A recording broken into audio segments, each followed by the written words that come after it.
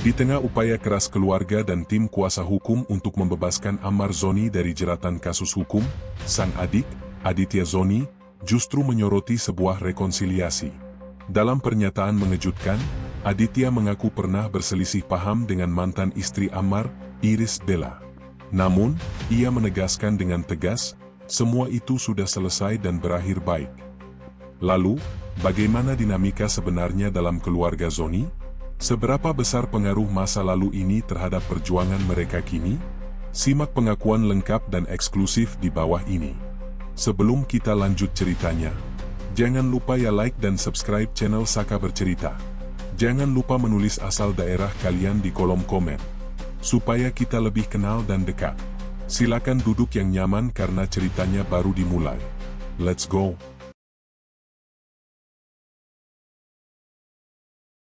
Getar ponsel itu merobek pagiku yang tenang, bukan dengan nada dering biasa, melainkan getaran bisu yang mengepalkan jantung.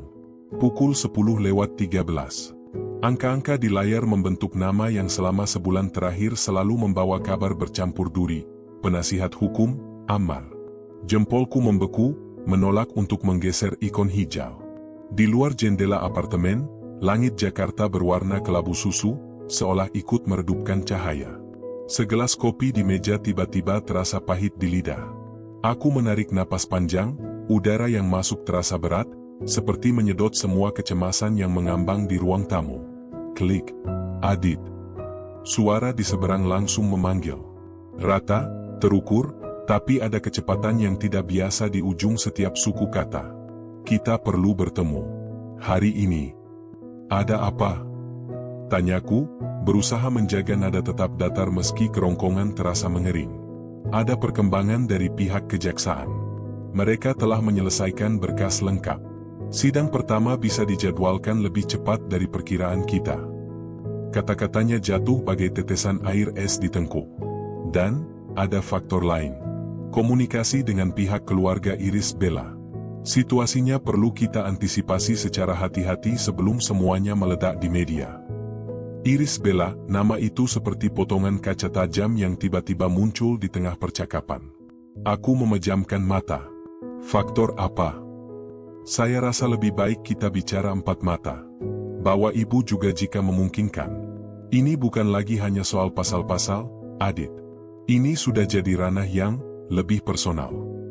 Ada jeda di sana. Dan lebih berbahaya untuk citra Ammar. Ponsel pun berakhir dengan nada pendek. Aku tetap memegangnya, menatap layar yang kembali gelap. Refleksi wajahku sendiri tampak samar-samar, mata berkantung, garis lelah yang dalam. 27 tahun hidupku, dan baru beberapa bulan terakhir ini aku mengenal rasa takut yang begitu konkret.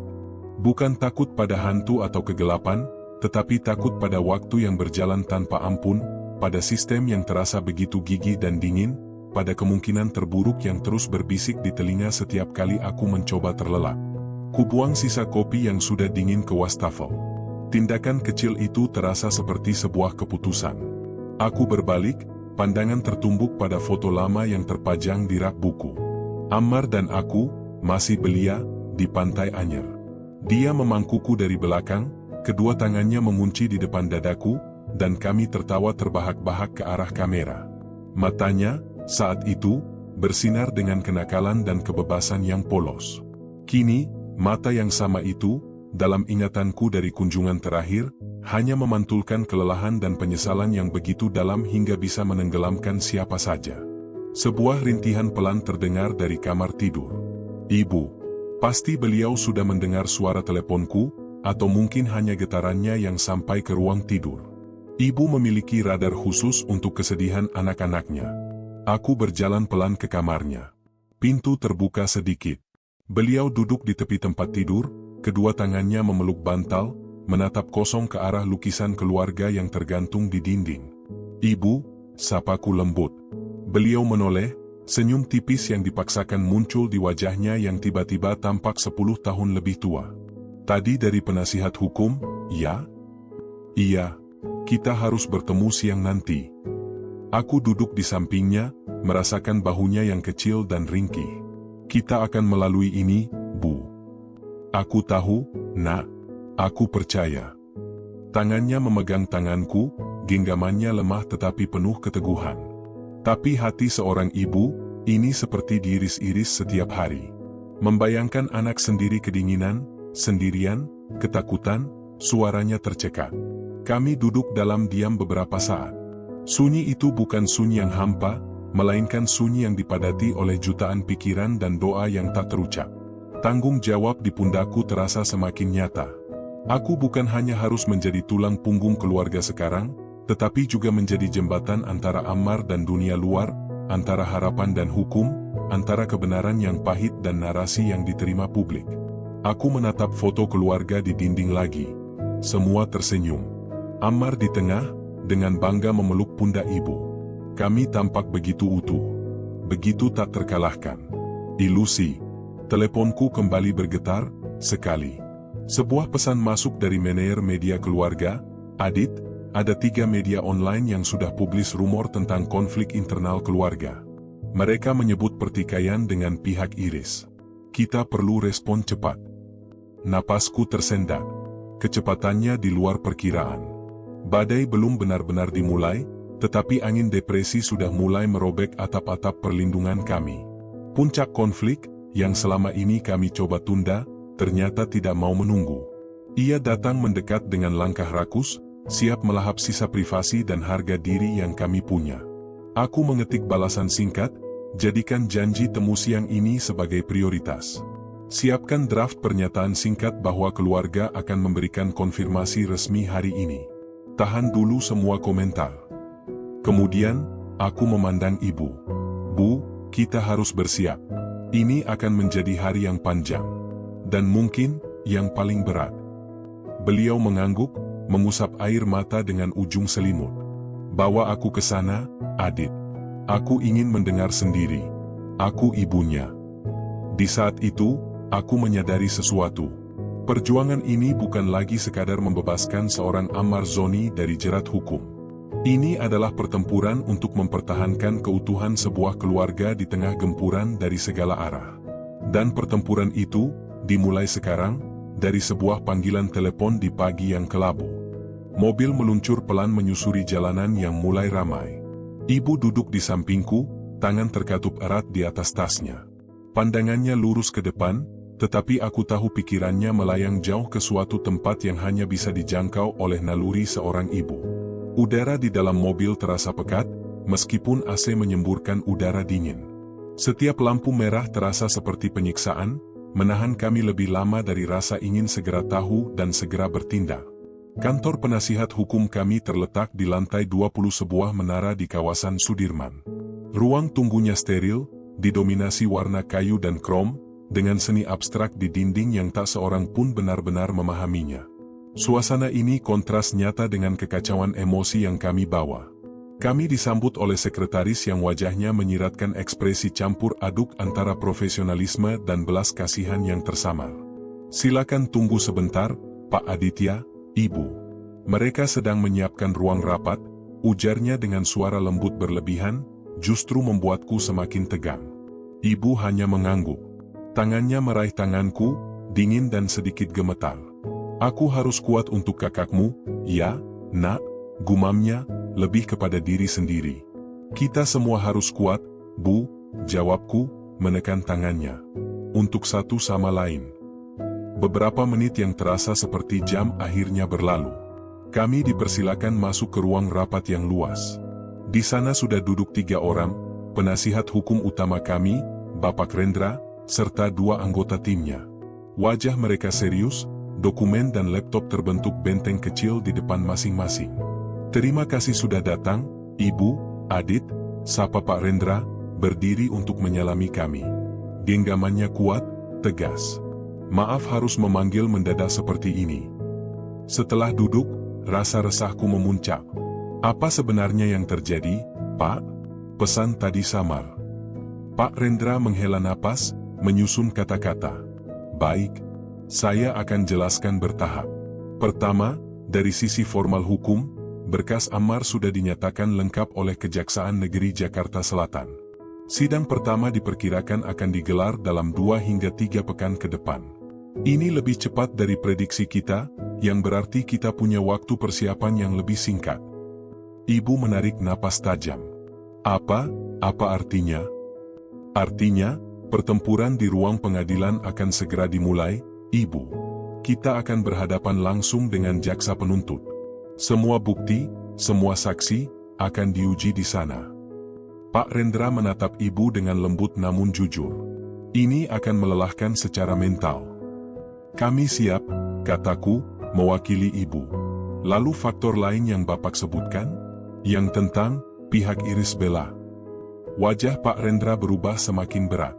Ini yang lebih rumit.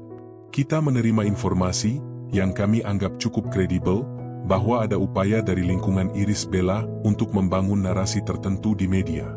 Narasi yang menyoroti konflik personal di luar kasus hukum, terutama yang melibatkan Anda, Adit. Dadaku sesak. Konflik saya dengan Iris? Itu sudah lama. Sudah selesai. Kami bahkan sudah berdamai. Saya percaya, Adit. Tapi di ranah publik, terutama di media daring yang haus sensasi, perdamaian itu tidak semenarik konflik. Mereka bisa membangkitkan kembali kisah lama itu, memelintirnya, dan menempatkannya sebagai bukti ketidakharmonisan keluarga besar Ammar. Tujuannya mungkin untuk mengalihkan simpati publik, atau menggambarkan Ammar berasal dari lingkungan keluarga yang bermasalah, sehingga secara tidak langsung mempengaruhi penilaian hakim. Penjelasannya dingin, analitis, tetapi setiap kata seperti pukulan palu godam. Itu keji, desisku, rasa marah mulai mendidih. Menyangkut-nyangkutkan hal yang sudah usai? Itu urusan pribadi. Sayangnya, dalam kasus sebesar ini, tidak ada lagi yang benar-benar urusan pribadi bagi seorang publik figur seperti Ammar, sahut salah satu anggota tim, seorang perempuan dengan kacamata framelas. Setiap hubungan, setiap konflik masa lalu, bisa jadi bahan untuk membentuk opini. Ibu tampak bingung, matanya berkaca-kaca. Apa maksudnya? Iris mau apa?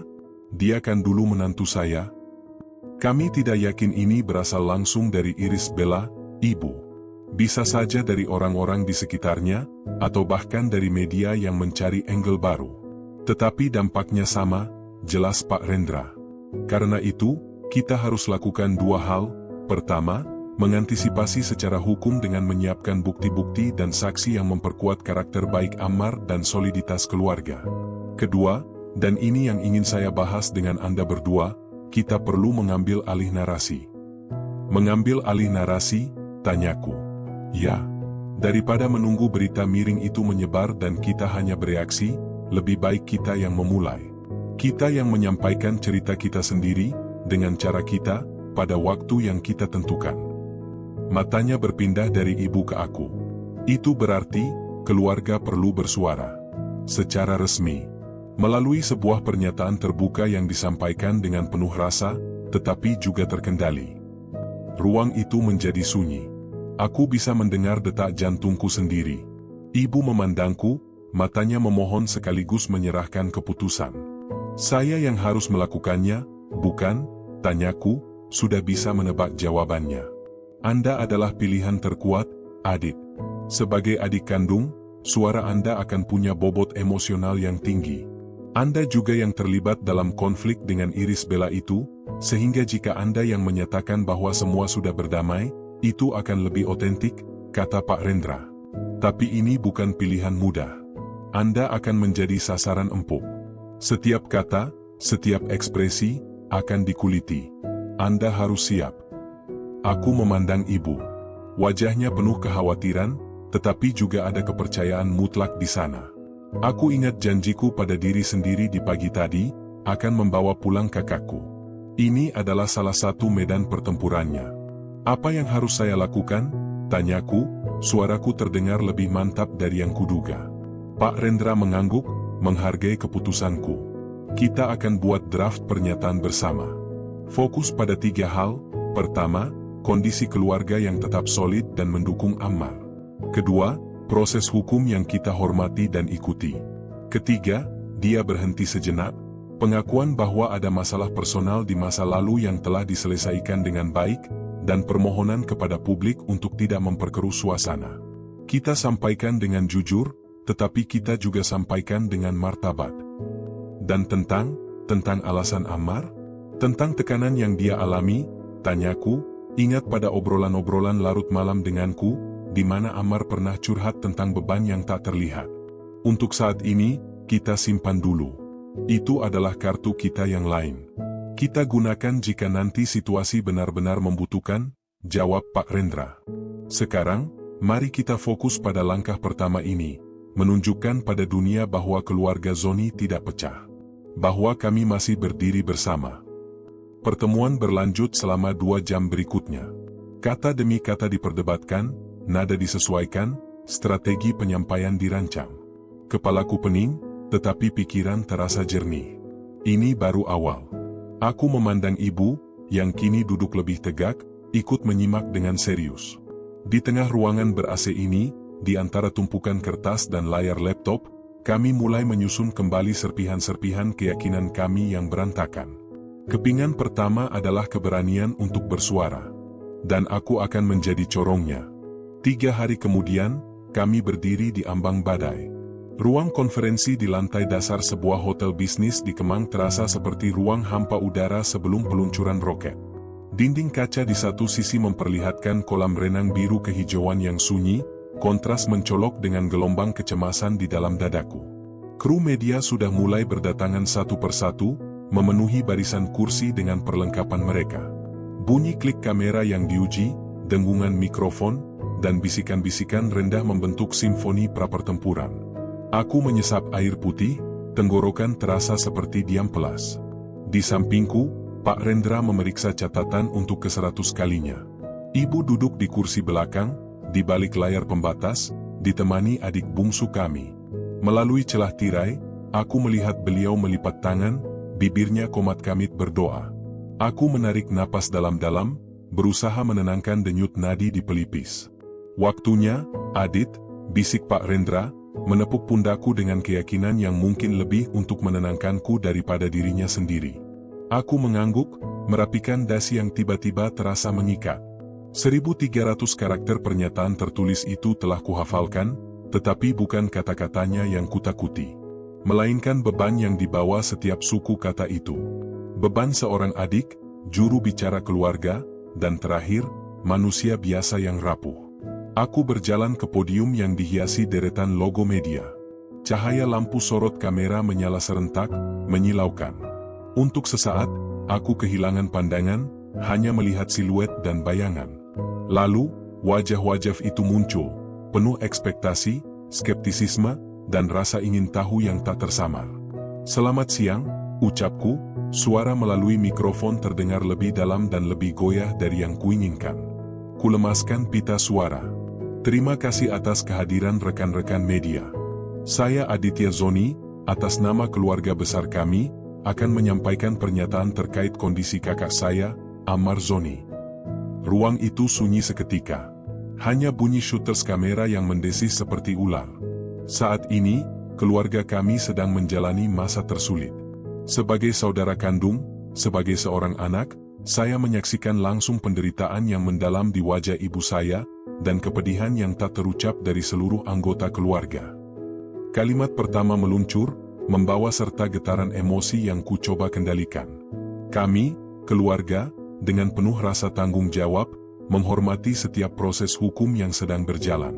Tim penasihat hukum kami telah dan akan terus bekerja maksimal, memperjuangkan hak-hak Ammar dengan cara-cara yang sesuai ketentuan. Aku jeda sejenak, menatap lensa-lensa kamera yang seperti mata tanpa jiwa. Inilah saatnya. Dalam perjalanan ini, kami menyadari beredarnya sejumlah informasi di ruang publik yang tidak sepenuhnya akurat. Khususnya mengenai hubungan personal dalam keluarga. Napasku berat.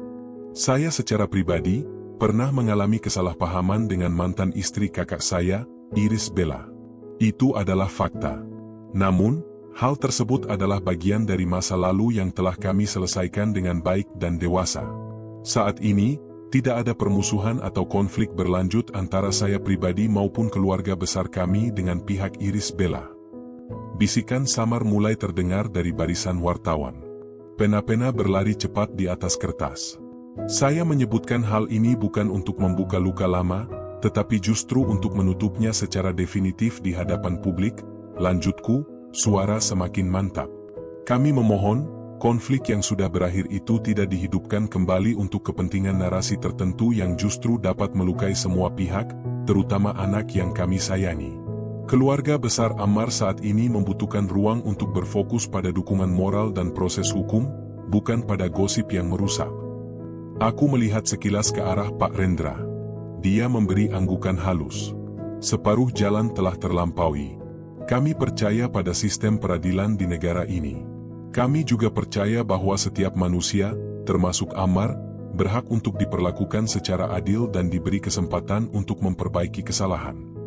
Suaraku mulai bergetar, bukan karena takut, tetapi karena keyakinan yang tulus. Di balik semua ini, Ammar tetaplah seorang anak, seorang kakak, dan seorang ayah yang sangat kami cintai. Dia sedang berjuang, dan kami akan terus berjuang bersamanya. Kami meminta doa dan empati dari masyarakat. Itulah akhir dari pernyataan resmi. Namun, ketika aku melihat kerumunan di depan, mata seorang wartawan senior yang kukenal menatapku dengan pertanyaan yang belum terucap. Sesuatu dalam diriku bergolak.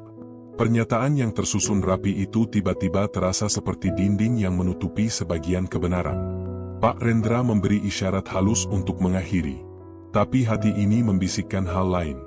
Saat aku membuka sesi tanya jawab dengan kalimat, "Sekarang, saya persilakan beberapa pertanyaan," aku tahu ada sesuatu yang tak terhindarkan akan terjadi. Wartawan pertama bertanya tentang jadwal sidang. Wartawan kedua menanyakan kondisi kesehatan Ammar. Jawabanku berjalan sesuai naskah, terkendali. Setiap tindakan seseorang, tentu, tidak lahir dari ruang hampa. Apa yang terjadi pada Ammar adalah buah dari kompleksitas hidup yang dia hadapi, yang tidak sepenuhnya terlihat oleh publik. Kalimat itu meluncur, membuka pintu yang seharusnya masih tertutup rapat. Aku melihat ibu di belakang mengangkat tangan, wajahnya pucat. Apakah Anda maksud ada faktor lain di balik kasus hukum ini? Seperti masalah kesehatan atau tekanan mental, desak wartawan itu, matanya berbinar seperti memburu mangsa. Inilah puncaknya. Titik di mana naskah yang telah disusun runtuh, digantikan oleh dorongan dari dalam lubuk hati paling dalam. Konflik batin antara melindungi privasi dan membela kemanusiaan kakakku mencapai klimaksnya di ruangan ini, di depan puluhan lensa. Yang bisa saya katakan, ucapku, suara rendah namun terdengar jelas di keheningan yang mematung, adalah bahwa perjalanan hidup Ammar dalam beberapa tahun terakhir diwarnai oleh tantangan yang sangat berat, bukan hanya secara eksternal, tetapi juga secara internal. Sebagai keluarganya, kami menyadarinya.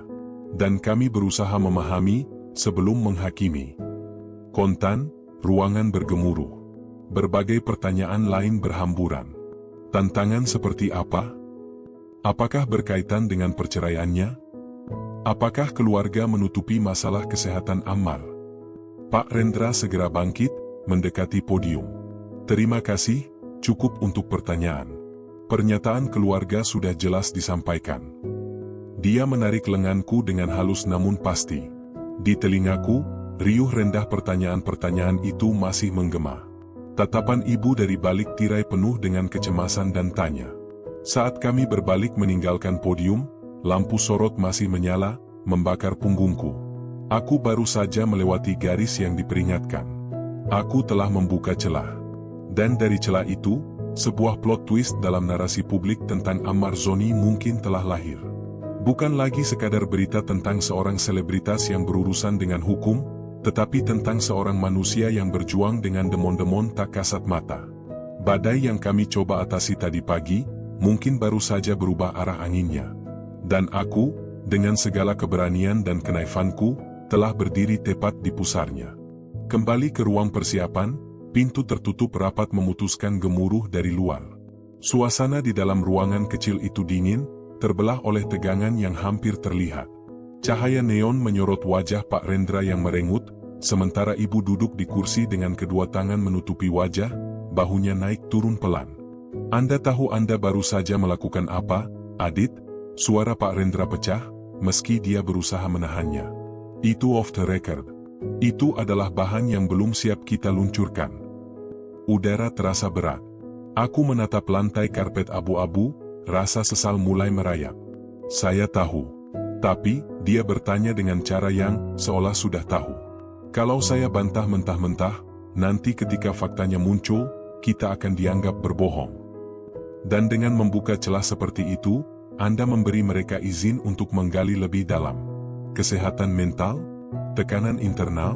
Sekarang semua media akan mengerubungi kita, meminta konfirmasi, mencari sumber yang bisa menguatkan spekulasi mereka. Tangannya menunjuk ke arah pintu, seolah kerumunan wartawan masih berdiri di sana. Biarkan mereka menggali, Pak, sahutku, suara meninggi tanpa kusadari. Mungkin sudah waktunya orang tahu bahwa Ammar bukan monster. Dia manusia yang sedang patah. Air mata panas akhirnya meluap, menuruni pipi. Kelelahan, ketakutan, dan beban yang tertahan selama berminggu-minggu meledak menjadi isakan yang terseduh-seduh. Ibu segera mendekat, memelukku. Sudah, nak, sudah. Pelukannya hangat, menenteramkan. Kamu tadi sudah sangat berani. Terlalu berani mungkin. Tapi kata-katamu itu yang selama ini ingin ibu dengar. Bahwa kakakmu sedang sakit, bukan hanya jahat. Pak Rendra menghela napas panjang, lalu mengambil segelas air dan menyerahkannya padaku. Minum dulu.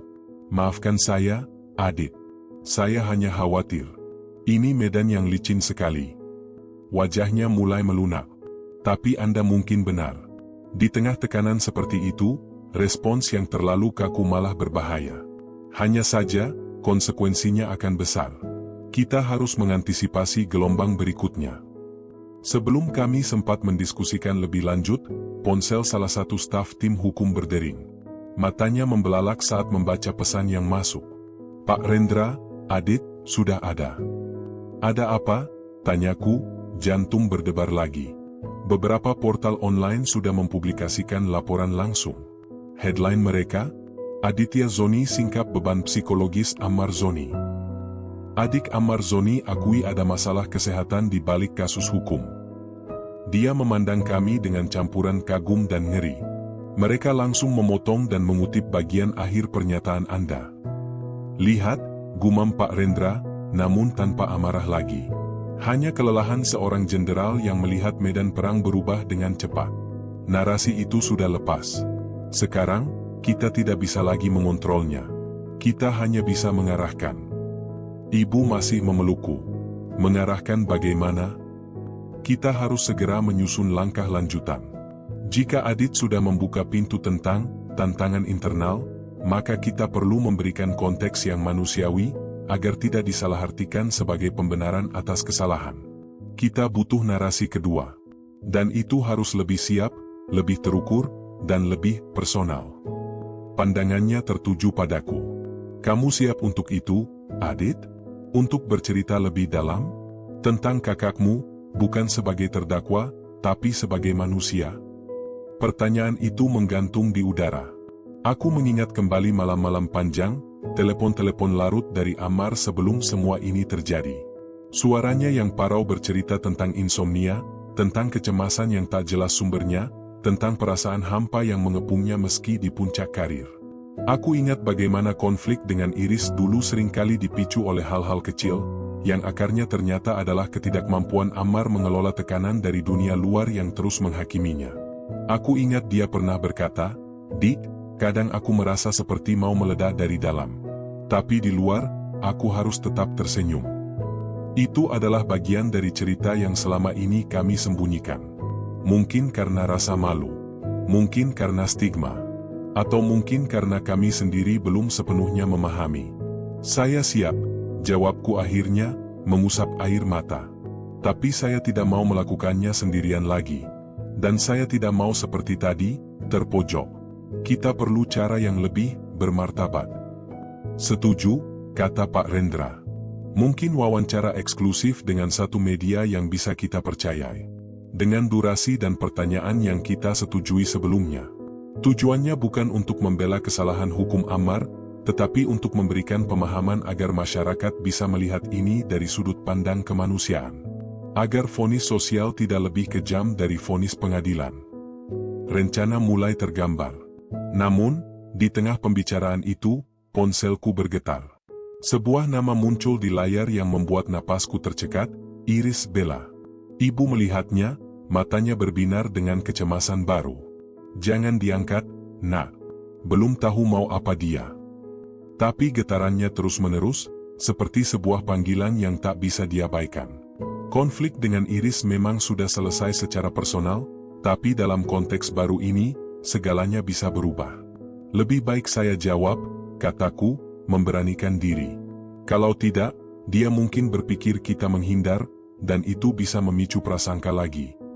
Dengan hati berdebar, aku menjawab, "Halo, Iris." Adit, suaranya tenang, datar, tanpa bisa kubaca emosi. "Aku lihat pernyataanmu tadi. Aku minta maaf kalau hal itu tanpa sengaja menyangkut namamu lagi," kataku cepat. "Bukan itu masalahnya," potongnya. "Ada jeda. Aku dengar bagian terakhirmu. Tentang tekanan yang dihadapi Ammar." Suaranya kini terdengar berbeda. Lebih lembut, lebih sedih. "Selama ini, aku pikir cuma aku yang melihat itu. Yang merasakan ada yang tidak beres di dalam dirinya, jauh sebelum semua ini terjadi." Aku tertegun. Aku tidak menyangka responsnya akan seperti ini. Dulu, kita bertengkar tentang hal-hal yang sepele karena kita sama-sama tidak mengerti akarnya, Adit. Aku marah padanya, kamu marah padaku. Tapi mungkin kita semua, termasuk dia, sedang berteriak minta tolong dengan cara yang salah. Suaranya tercekat. Aku tidak menelepon untuk menuduh atau menyudutkan. Aku menelepon karena aku merasa sedih. Dan aku ingin kamu tahu, untuk Gala, aku tidak akan pernah membiarkan siapapun menjadikan konflik kita dulu sebagai senjata. Aku sudah menelepon manajerku untuk meredam isu itu. Rasa lega yang luar biasa menyelimutiku, diikuti oleh rasa sesal yang dalam. "Terima kasih, Iris. Itu berarti sekali." "Kasihan Ammar," bisiknya pelan sebelum mengakhiri telepon. "Dia pasti sangat kesepian sekarang." Dengan ponsel masih di tangan, aku memandangi ibu dan Pak Rendra. Dia menelepon untuk menunjukkan dukungan. Dan, dia mengakui bahwa dia juga melihat gejala itu pada Ammar. Ibu menutup mata, air mata mengalir lagi. Kali ini, air mata yang campur aduk antara haru dan kesedihan yang lebih dalam. Kebenaran yang selama ini kami simpan, yang kami kira hanya kami yang tahu, ternyata juga dirasakan oleh orang yang pernah paling dekat dengannya. Pak Rendra mengangguk pelan, seolah sebuah potongan puzzle akhirnya jatuh pada tempatnya. "Ini penting. Ini menunjukkan bahwa apa yang akan kita sampaikan nanti bukanlah pembenaran yang dibuat-buat oleh keluarga. Ini pengakuan dari orang-orang yang dekat dengannya. Gema dari masa lalu yang tadi kami takutkan akan menjadi badai baru, justru berubah menjadi angin yang mengubah arah pelayaran." Telepon dari Iris Bella bukanlah serangan, melainkan pengakuan. Sebuah pengakuan bahwa konflik kami dulu mungkin hanyalah gejala permukaan dari luka yang lebih dalam yang dibawa Ammar. Kami berdiri di ruangan itu, 3 orang yang lelah, namun dengan pemahaman baru.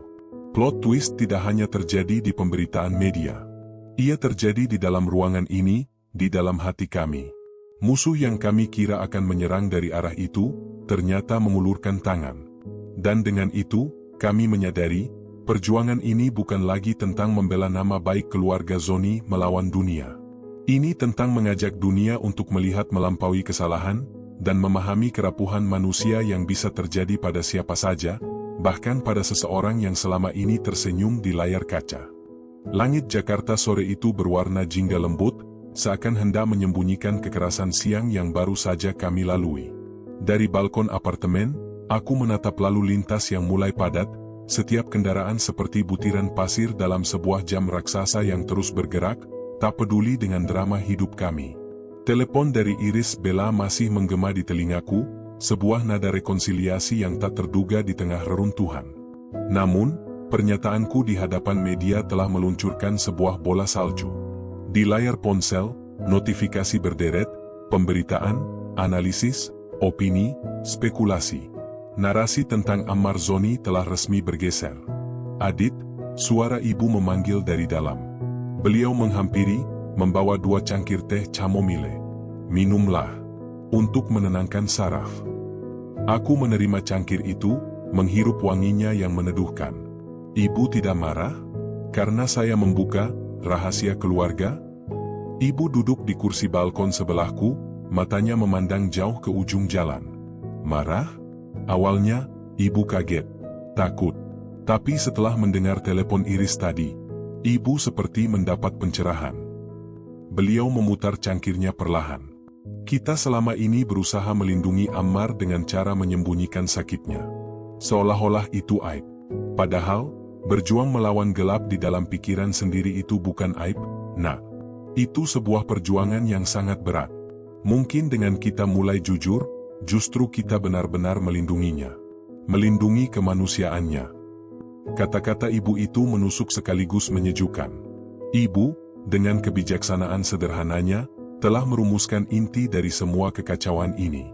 Kami bukan lagi sekadar keluarga yang membela anaknya dari tuntutan hukum. Kami adalah keluarga yang mengangkat tangan, mengakui, ya, orang yang kami cintai ini telah melakukan kesalahan.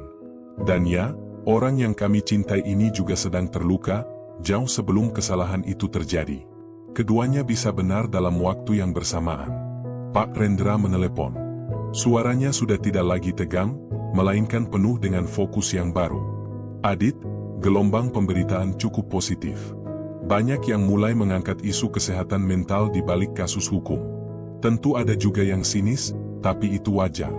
Sekarang, kita punya momentum. Apakah kamu masih bersedia untuk wawancara eksklusif seperti yang kita bicarakan? Untuk memberikan konteks yang utuh. Saya bersedia, Pak, jawabku tanpa ragu. Tapi dengan satu syarat. Saya ingin ini menjadi penutup. Bukan pembukaan untuk episode-episode baru. Saya ingin mengatakan apa yang perlu dikatakan, lalu kami fokus pada proses hukum dan penyembuhan Ammar. Itu yang kita inginkan bersama, sahutnya. Kita akan lakukan dengan sangat terkendali.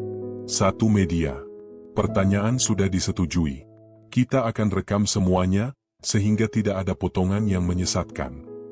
Malam itu, kami menyusun garis besar bersama.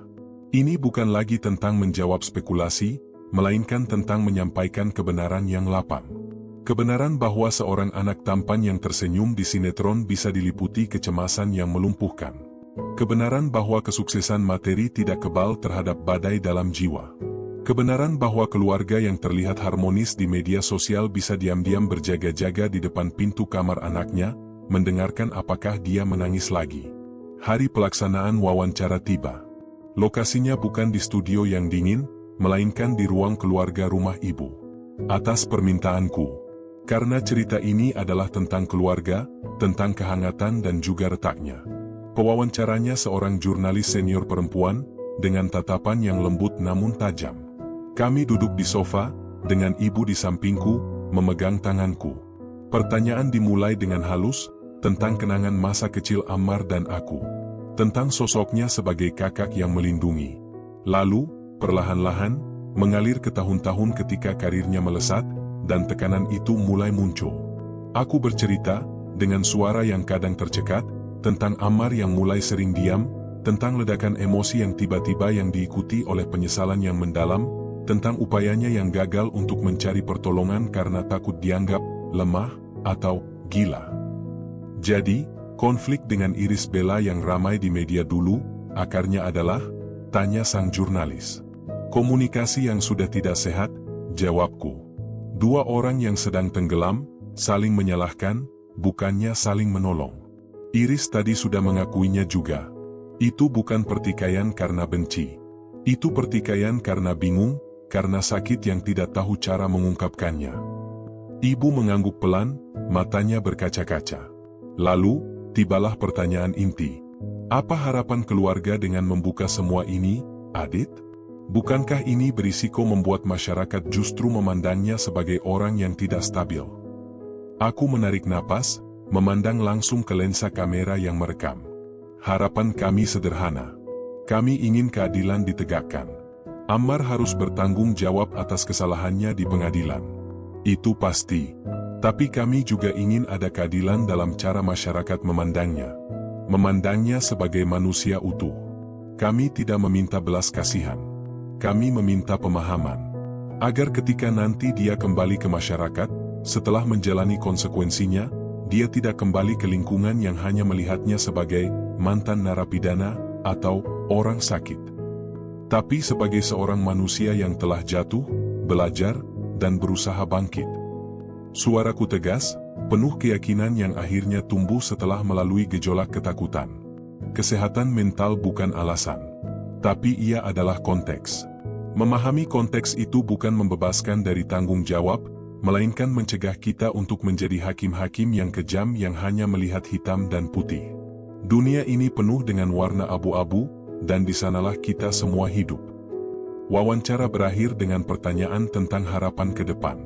Ibu yang menjawab, suaranya lirih namun jelas.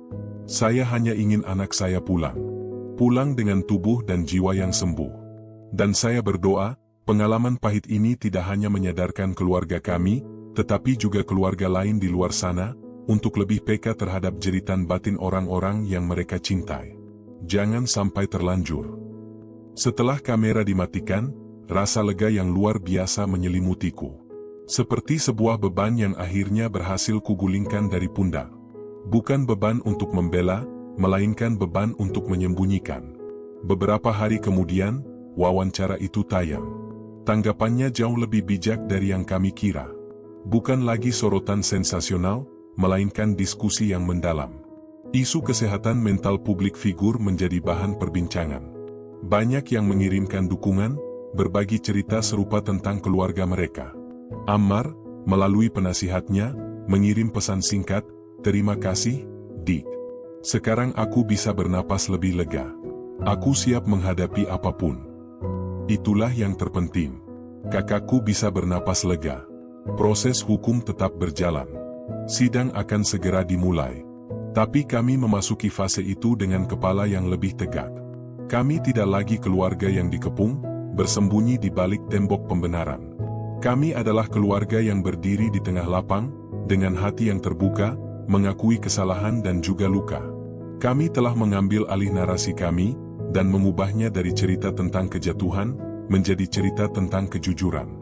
Dan dalam kejujuran itu, kami menemukan kekuatan kami yang sesungguhnya. Cerita berita ini mungkin akan berlanjut di ruang sidang. Tapi bab penutup dari bagian kehidupan keluarga kami yang paling kelam ini, telah kami tulis sendiri. Ditutup bukan dengan kemenangan mutlak, tetapi dengan perdamaian. Perdamaian dengan masa lalu, dengan diri sendiri, dan dengan kebenaran yang selama ini terlalu berat untuk diucapkan. Kami telah menutup luka lama dengan kebenaran. Dan kini, kami siap menyambut luka baru dari proses hukum dengan keberanian yang berbeda. Keberanian yang lahir dari penerimaan, bukan lagi penyangkalan.